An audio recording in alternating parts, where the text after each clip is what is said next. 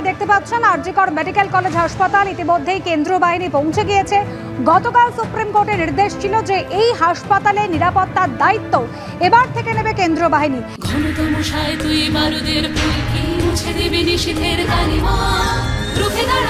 একজন মা হয়ে বলছি, সফল জীবনের জন্য যেমন চাই মজবুত হয়ে ওঠা শিক্ষা, মজবুত চুলের জন্য তেমনই চাই Alopex long and strong hair oil. একেবারে সকালবেলাতেই পৌঁছে গিয়েছেন কেন্দ্রীয় বাহিনীর জওয়ানরা।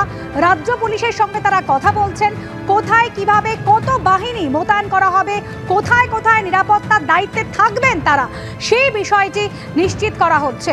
হাইকোর্টের পর সুপ্রিম কোর্ট গতকাল আরজিকর মামলায় ফের ধাক্কা খেয়েছে রাজ্য সরকার এবং সেখানে দেশের সর্বোচ্চ আদালত নিশ্চিত করে দিয়েছে পুলিশ নয়, আরজিকর মেডিকেল কলেজ হাসপাতাল তার নিরাপত্তার দায়িত্বে এবার থেকে কেন্দ্রীয় বাহিনী থাকবে এবং সেই মতো কেন্দ্রীয় বাহিনী পৌঁছেও গিয়েছে হাসপাতালে। একাধিক প্রশ্ন কালকে তুলেছে দেশের সর্বোচ্চ আদালত।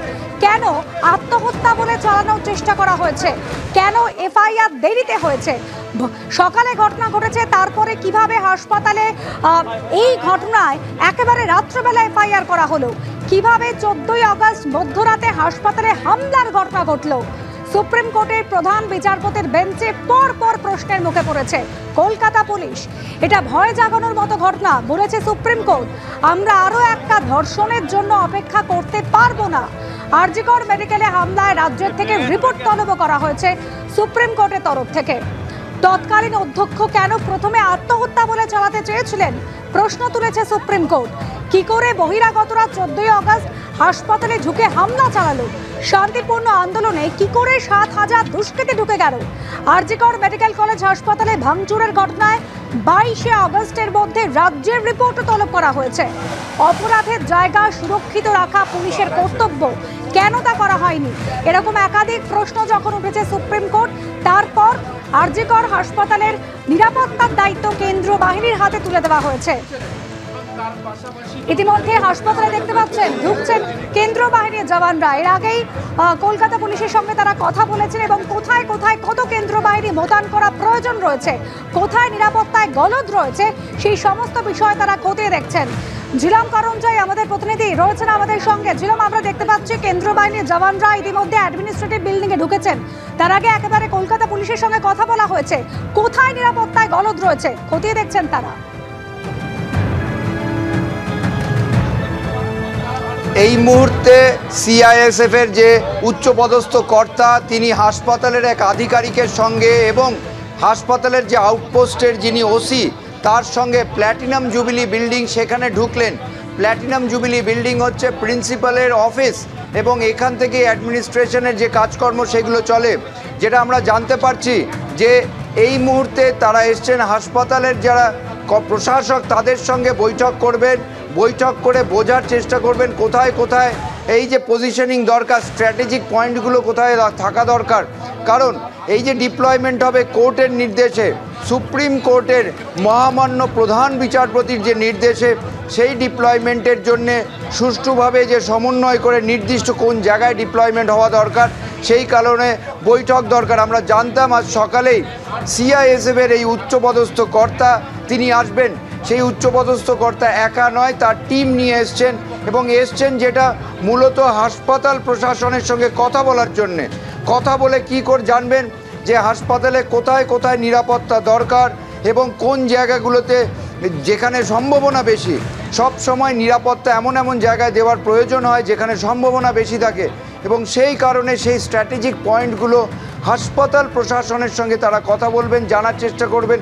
একই সঙ্গে যেটা হাসপাতাল সূত্রে জানতে পারছি যে তারা এখানে যারা আন্দোলনরত চিকিৎসক তাদের সঙ্গেও কথা বলবেন, সেই সমস্ত বিষয়গুলো হবে। তবে হাসপাতাল প্রশাসনের যিনি অধ্যক্ষ প্রধান, সেই অধ্যক্ষ গত কয়েকদিন ধরে এই আরজিকর মেডিকেল কলেজ হাসপাতালে আসছেন না। সুরিতা পাল প্রথম দিন তিনি আসার পর দায়িত্ব নেওয়ার পরের দিন অর্থাৎ হোল ডে ফাংশনিং একদিন এসেছিলেন, সেদিন লাগাতার ঘেরাও বিক্ষোভ সব কিছু চলেছিল। তারপরে তিনি যান এবং যেটা জানা যাচ্ছে তিনি স্বাস্থ্য ভবন থেকে তার কাজ চালাচ্ছেন।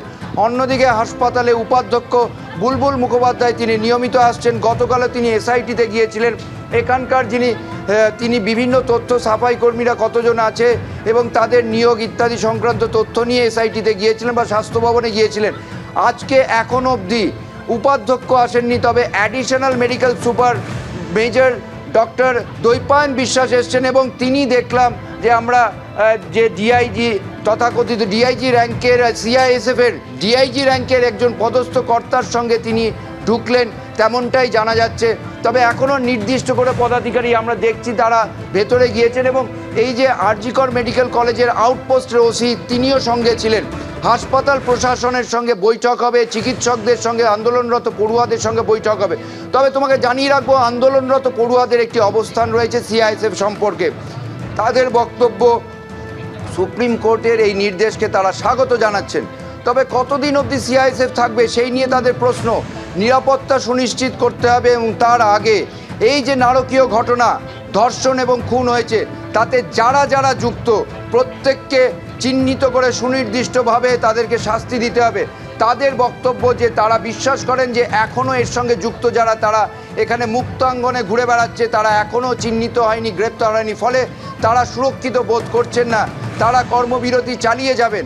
আজকে তারা সিজিও কমপ্লেক্সের আশপাশ থেকে স্বাস্থ্য ভবন অবধি 11টা নাগাদ মিছিল করবেন।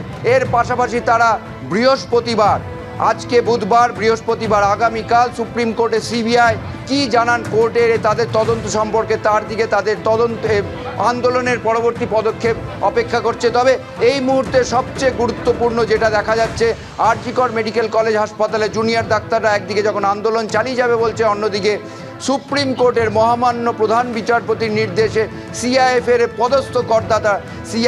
পদস্থ কর্তারা এসছেন হাসপাতাল কর্তৃপক্ষ এবং চিকিৎসক সকলের সঙ্গে বৈঠক করার জন্য, স্ট্র্যাটেজিক পয়েন্ট চিহ্নিত করার জন্য।